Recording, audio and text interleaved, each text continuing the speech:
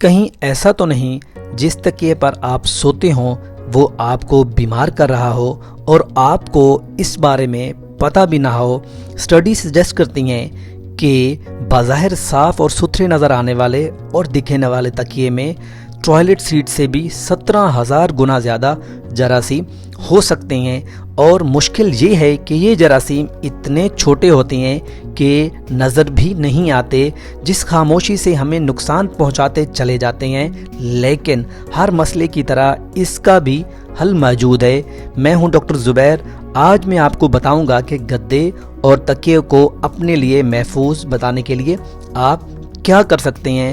دن بھر کی تھکاوٹ کے بعد اگر رات کو پرسکون نیند ایک صاف ستھرے بستر پر آئے تو نیند اور آرام کا مزہ بھی دوبالا ہو جاتا ہے، اور پھر تھکاوٹ کا علاج بھی یہی ہے کہ اپنا سر ایک نرم و ملائم تکیے پہ رکھیں اور سو جائیں۔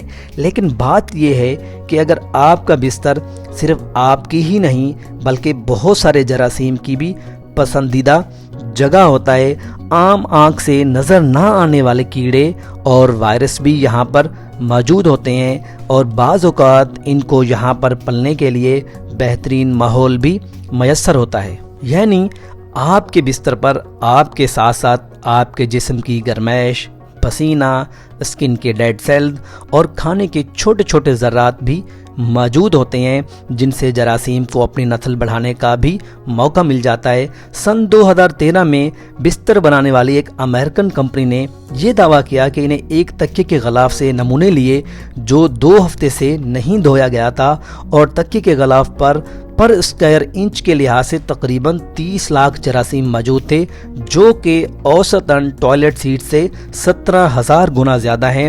ڈسٹ مائٹس یعنی گھر میں موجود دھول مٹی میں پائے جانے والے چھوٹے چھوٹے کیڑوں کی مثال ہی لے لیں۔ ہر روز ہماری جلد سے تقریباً 50 کروڑ سیل جھڑتے ہیں، اور یہی ڈسٹ مائٹ کی خوراک ہے۔ بدقسمتی سے ان ڈسٹ مائٹ سے نکلنے والے کیمیکل اور جراثیم سے آپ کو جلد کی الرجی ہو سکتی ہے، ایکزیما جیسی بیماری ہو سکتی ہے، اور اس کے ساتھ ساتھ آپ کو دمہ بھی ہو سکتا ہے۔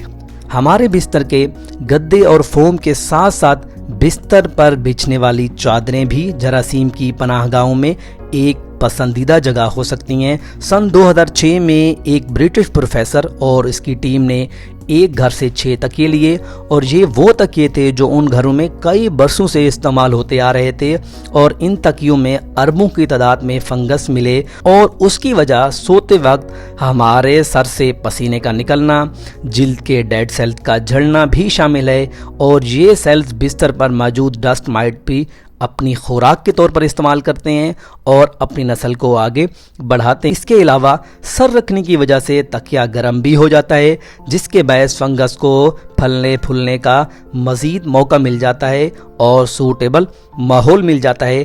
تکیے میں موجود فنگس میں صرف تب ہی ہلچل مچتی ہے جب ہم اپنے تکیے کو برابر کرنے کے لیے انہیں تھپ تھپاتے ہیں، اور یہی وہ عمل ہے جس کے ذریعے فنگس پورے کمرے میں پھیل جاتا ہے۔ یاد رہے، اگر ہم بستر کی چادروں اور تکیوں کے غلاف کو 50 سینٹی گریڈ گرم پانی میں بھی دھوئیں تب بھی ان میں موجود فنگس زندہ رہ سکتا ہے۔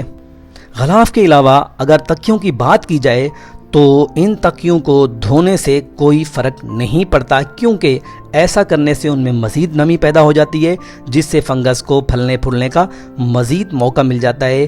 اب آپ سوچ رہے ہوں گے کہ اگر تکیے دھونے سے بھی مسئلہ حل نہیں ہوتا تو پھر کیا جائے، کیونکہ ہر ہفتے نیا تکیہ تو نہیں خریدا جا سکتا۔ ایسے لوگ جن میں دمہ یا پھیپھڑوں کی بیماری نہیں ہے تو آپ کو ہر 2 سال بعد نیا تکیہ بدلنا چاہیے، اور اگر آپ کو سانس کی کوئی بھی بیماری ہے تو آپ اپنا تکیہ 6 ماہ میں لازمی تبدیل کریں۔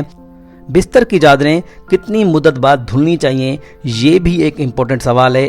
اس پر ڈاکٹروں اور ماہرین کا کہنا ہے کہ ہر ہفتے چادر دھونے اور اس کو استری کرنے سے بہت حد تک جراثیم کم ہو جاتے ہیں۔ اگر آپ کے پاس اتنا ٹائم ہے تو یہ لازمی کیا کریں، لیکن ایک صحت مند انسان کے اندر بہت حد تک امیونٹی یعنی قوت مدافعت بھی موجود ہوتی ہے، جو کہ آپ کو اس سے بچا کے رکھتی ہے۔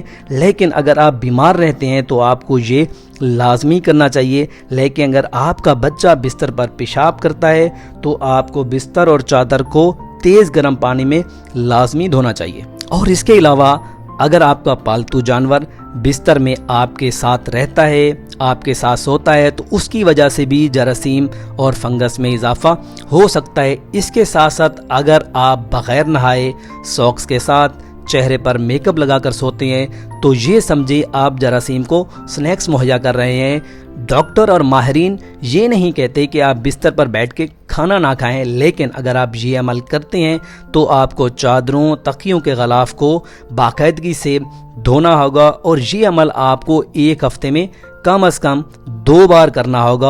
और इसके साथ साथ आपको चादरों और ग़िलाफ़ को तेज़ धूप में भी रखना होगा, जिनसे जरासीम काफ़ी हद तक मर जाते हैं। लेकिन इसी से अंदाज़ा लगा लें कि हस्पताल में मौजूद बिस्तर और तकियों का क्या हाल होगा।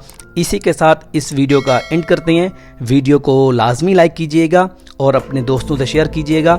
मिलते हैं अगली वीडियो में एक नए टॉपिक के साथ। मुझे इजाज़त दें। अल्लाह हाफिज़।